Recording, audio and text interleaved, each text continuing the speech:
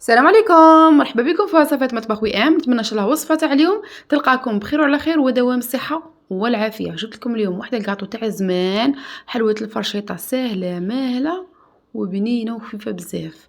صلوا وسلموا على سيدنا وحبيبنا محمد عليه افضل الصلاة والسلام. ويلا مع بعض نشوفوا المكونات وطريقة التحضير. بسم الله. الاولى في ريسيبيون درت 150 غرام تاع مارغرين طريه، تكون هكا واحد زوج مغارف كبار تاع مارغرين. انا درت صول، اللي تبغي دير ديما دير ديما، المهم صول ولا ديما تخرج شابه بها. عندي حبه بيض كامله وصفار تاع بيضه بدرجه حراره الغرفه، زعما تجبديهم تحطيهم في الكوزينه قبل ما طيبي بهم. نزيد عليهم مغرف صغيره معمره غايه تاع لافاني، ودرت عليهم تاني غادي ندير عليهم لاغوم هذا تاع النوات كوكو. شوفوا يعطيهم واحد البنه تحسبوا راكم دايرين في لاباط نوات كوكو، ويبقى اختياري ماشي كاع الناس يبغوا لاغوم تاع نوات كوكو. المهم انا يعجبني وبنين بزاف. ونديروا مغرف صغيره معمره غايه تاع لافاني كيما هكا. لافاني ننصحكم دائما تشرو لافاني تاع الميزان، ريحتها شابه، وتبلعوا ليها هكا في بواط باش تروحش الريحه تاعها. ونخلطوا المكونات مليح. اللي تبغي تستعمل الباتر تستعمل، بصح ماهيش زعما حاجه تستعملي عليها الباتر بالخف كونتيتي زعما قليله، تكمليها غير بالفوي كيما هكا. ونخلطوا مليح المكونات حتى ينسجموا. القرصه تاع الملح اللي درتها بصح مانيش مصورتها في الفيديو. نزيدو هنايا 4 مغارف تاع زيت، ونعاودو نخلطوا مليح. هنا الزيت دخلوه غايه مع المارغرين كيما كنتم تشوفوا. انا سرحت لكم فيديو باش ما يجيكمش فيديو طويل ويجيكم بالخف. هنايا نديرو السكر كلاصي. السكر كلاصي درنا نص كاس تاع السكر كلاصي، وقبل ما نديروه نغربلوه. هي انا موالف نغربله قبل هاد الخطره، غير حطيته ومن بعد غربلته معاكم. شتو السكر كلاصي كي يكون قاعد هكا في العبوات كشغل يتحجر يدير كيوش الكويرات هكا، على هذيك نغربلوه. هذا كاطو شباب معتدل في الحلاوه تاعه وبنين بزاف وخفيف، وحاجه سهله هكا. القهوه العصر عندك يا ربي ساعه تكوني خلطتيه وطيبتيه درتي له داك التزيين الساهل والبسيط. برك نتمنى اللي داخلين جدد القناه تكونوا اول مره غادي تزوروا قناتي، ديونا داك الجيم وفعلوا زر الجرس، دركوا عليه ردوه يكون بيض. مو بيض، كاين قليل بالتليفونات اللي يكون كحل يولي بيض. وبارطاجوا الوصفه لصحاباتكم وحباباتكم، قولوا نوضوا شوفوا ديروا قهوه العصر، وصفه سهله وبنينه. نخلطوا المكونات مليح مليح ولاو كي الكريمه. نزيدوا هنا 2 مغارف كبار تاع مايزينا. مايزينا انا غربلتها قبل، بس اذا كنتي حطيتي المكونات وما غربلتيهاش غربليها كتحطيها فوق المكونات هادو. ونخلطوا.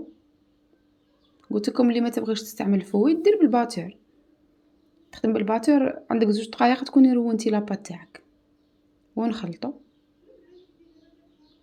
قلت لكم زعما ساهله، مش خاص تجبدي الباتر وتضلي تغسلي فيه وكاع، غير بالفوي وانتي تقضي صالحه.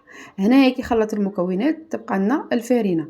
بالنسبه للفارينه غادي نديرو على حسب التروان. انا نستعمل سفينه، درت 2 كيسان ونص، النص زاوج شغل ثالث كاس ثالث، يبقى منها ربع.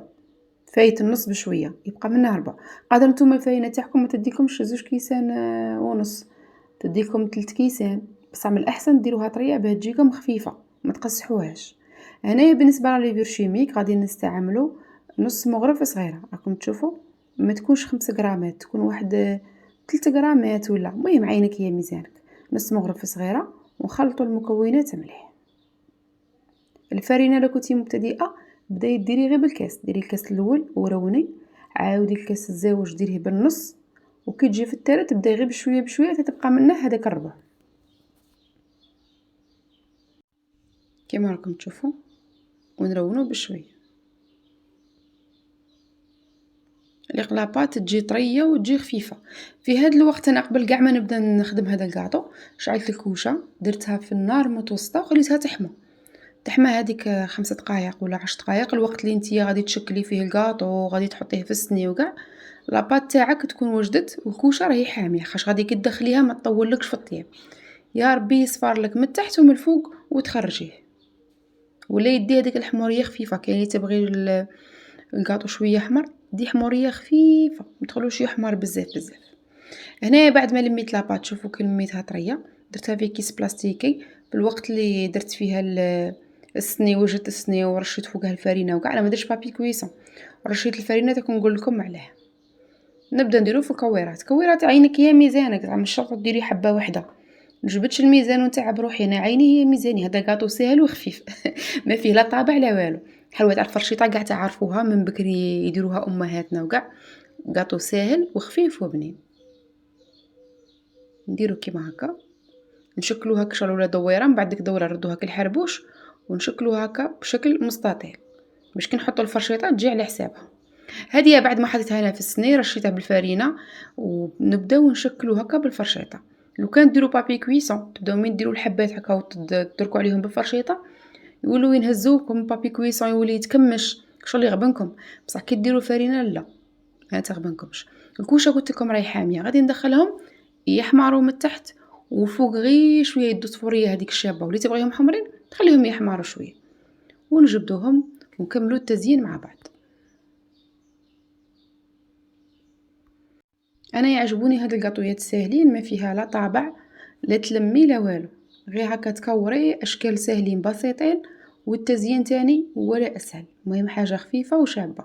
شوفوا هنايا كي طابوا كاين حبات، الحبات التواله شويه حمرتهم، بصح حبات الورا طابوا غايه كش مي كانت حاميه الكوشه بزاف.